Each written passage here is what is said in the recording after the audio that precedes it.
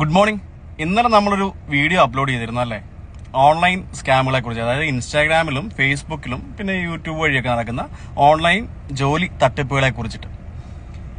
ഇതൊക്കെ നിലനിൽക്കെ ഇന്നലത്തെ എൻ്റെ വീഡിയോ കണ്ടതിന് ശേഷം എൻ്റെ ഫ്രണ്ടിന്റെ ഫ്രണ്ട്, അത്ര ക്ലോസ് ഫ്രണ്ട് അല്ല എന്നാലും എനിക്കറിയാവുന്ന ഒരു വ്യക്തി എന്നെ ഇന്നലെ വിളിച്ചിട്ട് നീ ഇന്നലെ പറഞ്ഞ സെയിം കമ്പനിയുടെ ഓഫർ ലെറ്റർ തന്നിട്ട് ഞാൻ ജോലിക്കൊക്കെ അപ്ലൈ ചെയ്തു, എൻ്റെ കയ്യിൽ നിന്നും അവരൊരു 1,45,000 രൂപ വാങ്ങി.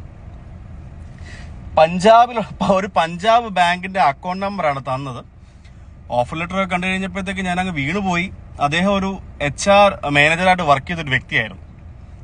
ഈ സെയിം കമ്പനിയുടെ സെയിം ഓഫർ ലെറ്റർ, അതുപോലെ അതേ സെയിം കമ്പനി, ഞാൻ പറഞ്ഞ സെയിം കമ്പനിയുടെ ഓഫർ ലെറ്റർ കാണിച്ചാണ് അദ്ദേഹത്തിന്റെ കയ്യിൽ നിന്ന് അവർ പൈസ മേടിച്ചത്. ഞാൻ എന്ത് ചെയ്യും?